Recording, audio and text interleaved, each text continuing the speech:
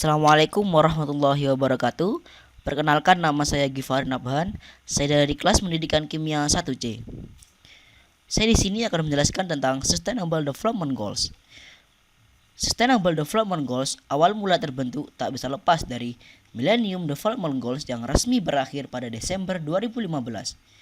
Berakhirnya Millennium Development Goals merupakan awal dari negara-negara di dunia untuk memulai merumuskan platform baru untuk melanjutkan cita-cita mulia dalam membangun global. Pada tanggal 25 sampai 27 September 2015, pertemuan tersebut menghasilkan Sustainable Development Goals yang memuat 17 tujuan dan terbagi menjadi 169 target untuk menjadikan kehidupan manusia yang lebih baik.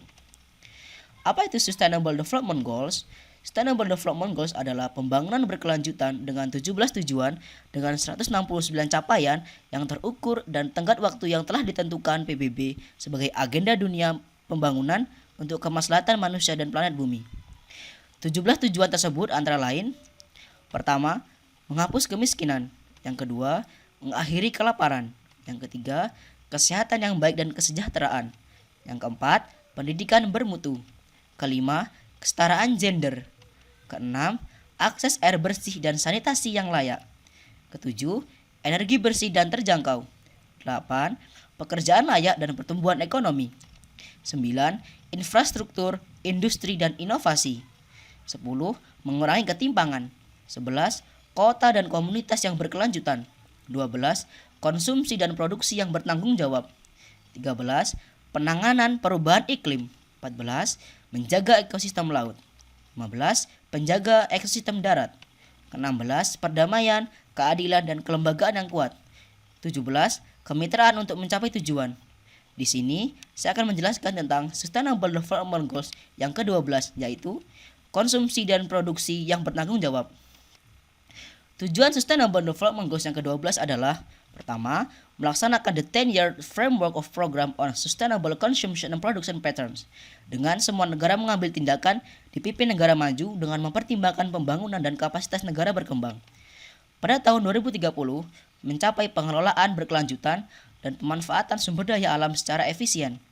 Pada tahun 2030, mengurangi hingga setengahnya limbah pangan per kapita global di tingkat retail dan konsumen, dan mengurangi kehilangan makanan sepanjang rantai produksi dan pasokan termasuk kehilangan saat pasca panen.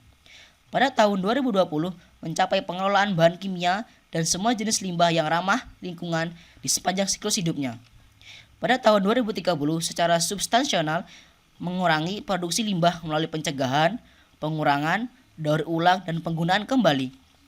Mendorong perusahaan, terutama perusahaan besar dan transnasional, untuk mengadopsi praktek-praktek berkelanjutan dan mengintegrasikan informasi berkelanjutan dalam siklus pelaporan mereka.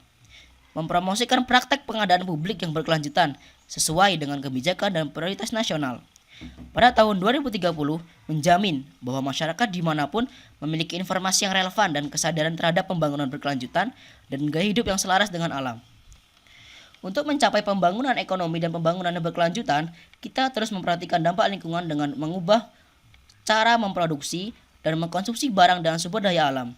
Sektor pertanian menjadi yang terbesar dalam penggunaan sumber daya air di seluruh dunia, dan hampir 70% air bersih di dunia untuk irigasi dalam rangka pemenuhan kebutuhan manusia.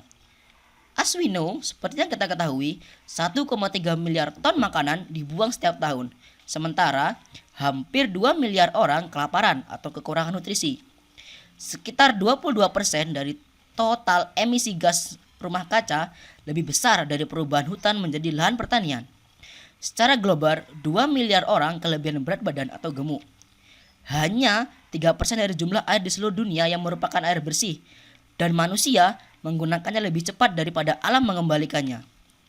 Jika manusia di mana-mana pindah menggunakan lampu yang lebih hemat energi, dunia akan menghemat 120 miliar dolar Amerika setiap tahunnya.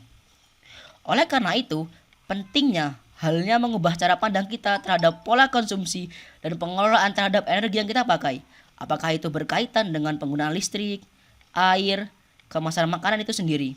Berhentilah menggunakan lampu listrik yang tidak hemat. Beralihlah menggunakan tas belanja sendiri tanpa menggunakan plastik sekali pakai. Gunakan sapu tangan daripada tisu. Belilah botol minuman yang bisa diisi kembali. Berhentilah membeli air minum yang sekali pakai botolnya tidak bisa diisi air kembali, karena akan sangat sulit untuk lingkungan mendaur kemasan tersebut, memerlukan waktu hingga jutaan tahun atau bahkan tidak bisa diurai sama sekali. Sustainable Development Goals yang ditetapkan bersama berlaku universal, tak hanya untuk negara maju dan berkembang, tetapi juga untuk negara yang berpenghasilan rendah. Sustainable Development Goals tidak hanya semata-mata untuk tugas pemerintah, melainkan tugas kita bersama untuk mensukseskan Sustainable Development Goals di tahun 2030. Sekian dari saya, kurang lebihnya mohon maaf. Wassalamualaikum warahmatullahi wabarakatuh.